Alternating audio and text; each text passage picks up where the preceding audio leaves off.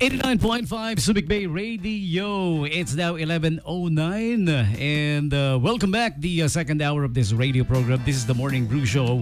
You are with DJ Tommy G, the Hitman. All right, and hey, right about now, we have another batch of the LaSalle College of Antipolo students here at the station live. Yay! Yay! Yay! Ayan, welcome kids, welcome kids. Kasama nyo sa basyo na una kanina? Oh, may mensahe sila sa inyo. Sabi nila, di nyo alam no, live. may nagsumbong ba? Wala. Ayun. May nag-leak? Wala. May nag-leak? Hindi nga, seryoso? Wow, parang exam lang ha, may nag-leak. Hindi, joke. Okay, so, kamusta? Kamusta ang biyahe nyo? Ayos ba? Alright. How many hours from Antipolo to Subic Bay Freeport? 4 hours. Wow. In fairness, even though walang gumagamit ng microphone, kaya hindi marinig sa ere, synchronized naman yung sagot. Yeah. Yeah. Pwede kayo lumapit sa mic ha, pag may gusto sumagot ha. Yeah, okay. Ang sabi ko, pag may gustong sumagot, hindi pag may gustong umubo. Hindi, pasensya na po, makatay lang nilalamunan niya dahil nagbiyahe. Okay lang yun. So, where was your, is this your first stop, ang 89.5 Subic Bay Radio? Ito ba yung first stop niyo? For Subic? Wow. Oh, by the way, speaking of 89.5, ito ang official radio station of the SBMA, Subic Bay Metropolitan Authority, under the PBS, Philippine Broadcasting Service. Ayan. So, we are a government FM radio station. We've been around since 2003. Ayan. O kayo naman tanungin ko about your school. So, since sinabi ko, since 2003, nandito kami, ang 89.5. Ang LaSalle College of Antipolo, since what year? Anong year kayo nag-start? 1985. Uy, nauna kayo sa amin. 2003 kami. Layo, laki ng lamang. So, it's been around since 1985 pala, no? Also, I heard it used to be a college school then, pero ngayon wala na yung college, dilipat na, no? Parang ganon. Well, is it because to accommodate the growing population of students, kaya sineparate na yung college? Or it's an administrative decision? Pero malaki yung population ng school, no? Yeah. Somehow, yeah. Okay.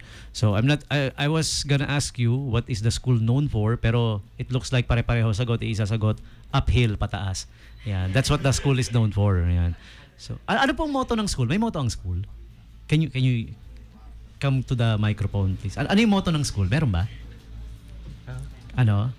Climb to the top. Ha? Ano, sir? Climb to the top with us, bro. Climb to the top with us. Uy, relate to, no? Oh, pwede nyo rin gamitin yung the only way is up. Climb to the top with us. Oo nga naman. Okay. Yung pagpapasok ka sa school talagang uphill, parang ganon. Pagpauwi ka na, uphill pa rin. Joke na yan. Mahirap na i-decipher yun. Downhill tapos up. Paano matatapos yun, no? There's no way down. Only way is up. Yeah. Anong since lahat kayo grade 12, ano po? Graduating hopefully. Hindi, joke.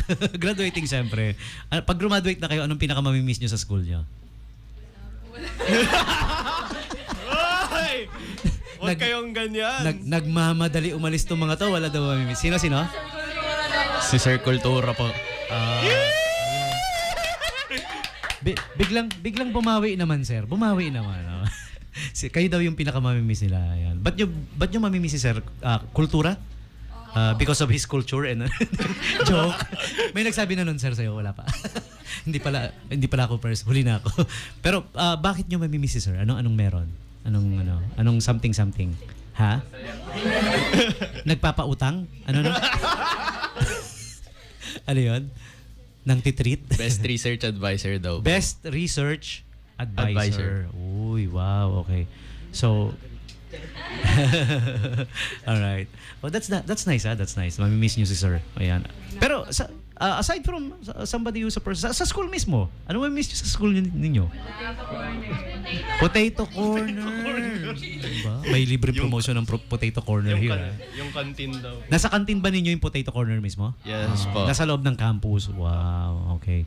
So, meron palang now I know, merong Potato Corner, LaSalle Antipolo branch. Mura na, nauutang pa. Speaking of mura na, nauutang pa, kamusta naman yung canteen ninyo? Pero masarap naman. Masarap. Oh. Ano yung pinaka-special doon na gustong-gusto ninyo? Fried chicken. Fried chicken, breaded pork chop, sisig. Yan yung mga masarap. Oh, sige, pagkain na lang pag-usapan natin. Ano nga ba pinag-uusapan natin? Okay, ayan. So masarap ang canteen sa Lasal College. May mga student meal discount parang gano'n na ano. Wala po. Wala! Palya yung tanong kong yun. Wala. Okay. O sige, I'm not gonna hold you long dahil alam ko may mga next stop pa kayo, no? Saan po ang next stop natin after this? Deep. Sir Zosimo, baka alam ni Sir Zosimo. Saan ang next stop nila? Duty free na. Ayun. Sa Along Malawaan? Along Malawaan? Ayun. Alright. Oh, okay. Ayan. May gusto kayong i-promote na business nyo? O ano? Anything you wanna promote? Sige. Ano pa promote mo, pare? Shoutout po sa pamilya ko dyan.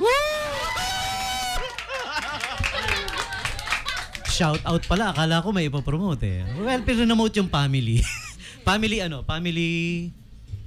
Family tree. Family tree. Family tree. Pwede. Kalimutan na yung apelido. Ang importante yung family tree.